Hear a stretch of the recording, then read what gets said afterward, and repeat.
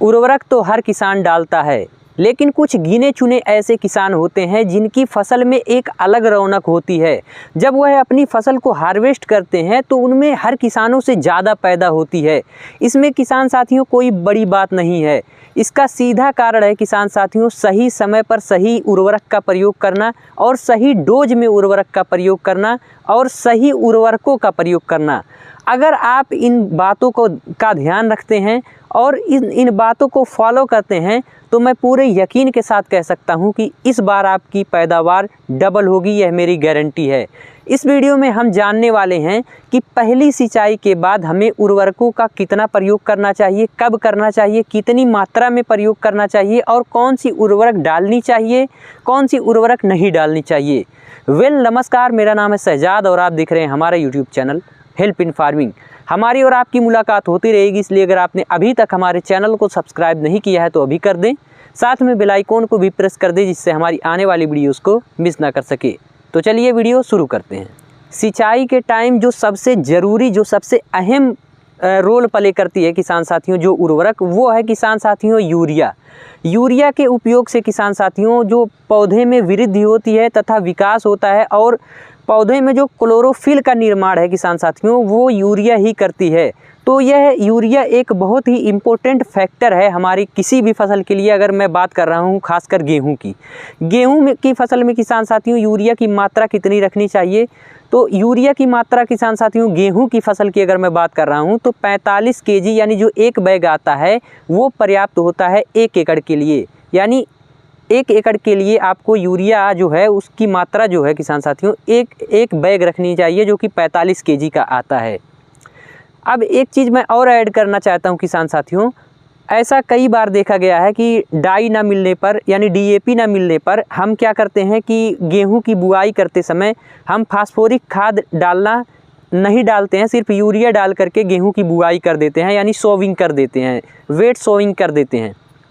तो किसान साथियों अगर आपने गेहूं की बुआई करते समय किसी भी फास्फोरस वाली खाद होती है उसका प्रयोग नहीं किया है तो पहली सिंचाई करते समय यह लास्ट ऑप्शन होता है कि आप जो है फास्फोरस युक्त जो खाद होती है उसको आप सिंचाई के समय डाल दें। अगर आप सिंचाई के टाइम भी नहीं डालते हैं और उसके बाद में डालते हैं तो फिर कोई मतलब नहीं रह जाएगा। तो इसलिए मैं एक ज़रूरी पॉइंट जो है इसे ऐड करना चाहता हूं, क्योंकि मैंने इस बार कई सारे किसानों को देखा था कि फास्फोरस युक्त खाद ना मिलने की वजह से सिर्फ यूरिया को लेकर के और बुआई कर दिए थे गेहूं की, जिससे वो फास्फोरस की मात्रा पौधे को नहीं मिल पाई थी। तो पहली सिंचाई लास्ट समय होता है। अगर आप इसके बाद फास्फोरस युक्त खाद को डालते हैं यानी उर्वरक को डालते हैं, फर्टिलाइज़र को डालते हैं तो फिर इसका कोई मतलब नहीं बनेगा। तो अगर आपने नहीं डाला था तो जो सिंचाई अभी आपने की है और यूरिया का प्रयोग करने जा रहे हैं तो उसके साथ इसको भी ऐड करना कंपलसरी है। ओके, तो आई होप आप समझ गए होंगे कि फास्फोरिक खाद का अगर आपने प्रयोग नहीं किया है तो आप बाद में कर सकते हैं, यानी पहली सिंचाई के समय। फिर से हम टॉपिक पर वापस आते हैं। जैसे कि मैंने पहले ही बताया है कि सिंचाई के समय जो सबसे ज़रूरी उर्वरक है वो है यूरिया। कितनी मात्रा में इसको डालना चाहिए इसके बारे में हमने जान लिया है। यूरिया के साथ किसान साथियों आपको यूज करना है यानी प्रयोग करना है, जो अगली उर्वरक प्रयोग करनी है वो है किसान साथियों जिंक सल्फेट। अब जिंक सल्फेट में किसान साथियों 2 तरह का जिंक सल्फेट आता है, पहला है 21% और दूसरा है 33%।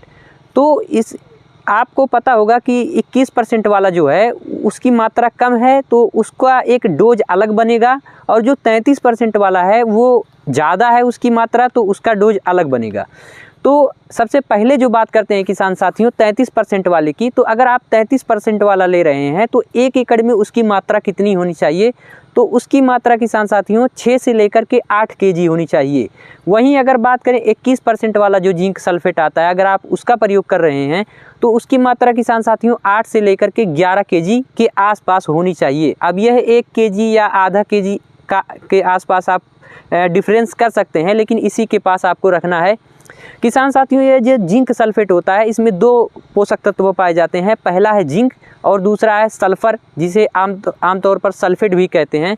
तो एक ही पैकेट में यानी एक ही उर्वरक में आपको 2 खाद मिलती है, 2 खादें मिलती है, 2 उर्वरक मिलती है, जिससे किसान साथियों सल्फ़र जो है आपको पता होगा सल्फ़र का एक बहुत ही अहम फैक्टर होता है गेहूं जैसी फसलों के लिए, और जिंक का भी बहुत फैक्टर होता है, क्योंकि अगर जिंक की कमी पाई जाती है तो क्या होता है कि जो पौधा होता है वो बौना रह जाता है, यानी छोटा रह जाता है, उसकी सही से वृद्धि नहीं हो पाती है और पत्तियों पर जो है स्पॉट पड़ने चालू हो जाते हैं, यानी धब्बे पड़ने लगते हैं और पौधा जो है, पौधे की पत्तियां जो है वो पीली पड़ने लगती है। तो ये दोनों चीज़ें बहुत ज़रूरी है। इसके अलावा जो पौधे की टिलरिंग है, यानी या मैं ये कहूँ कि जो पौधे की बढ़वार है, कल्ले निकलने की जो प्रक्रिया होती है, उसमें किसान साथियों सल्फ़र और जो जिंक होता है बहुत ही अहम, बहुत ही ज़रूरी होता है। इसके साथ किसान साथियों आपको ऐड करना है ह्यूमिक एसिड, जो कि 98% का आता है। ह्यूमिक एसिड में काफ़ी सारी कैटेगरी आती है जहाँ तक मुझे पता है, लेकिन आपको 98% वाला जो है उसे लेना है। अगर आपने गेहूं बुआई के समय ह्यूमिक एसिड को डाल रखा है, तब आपको जो सिंचाई के समय मैं बता रहा हूँ मेथड, उस टाइम पर आपको इग्नोर करना है। लेकिन अगर आपने बुआई के समय ह्यूमिक एसिड नहीं डाला है तो आपको सिंचाई के समय ह्यूमिक एसिड ज़रूर डालना है। इसकी मात्रा किसान साथियों 3 से 5 kg होनी चाहिए। यह किसान साथियों इतना ज़रूरी है कि मैं इसकी तारीफ़ करते करते या इसका काम करते करते बताते बताते थक जाऊंगा, लेकिन ख़त्म नहीं होगा।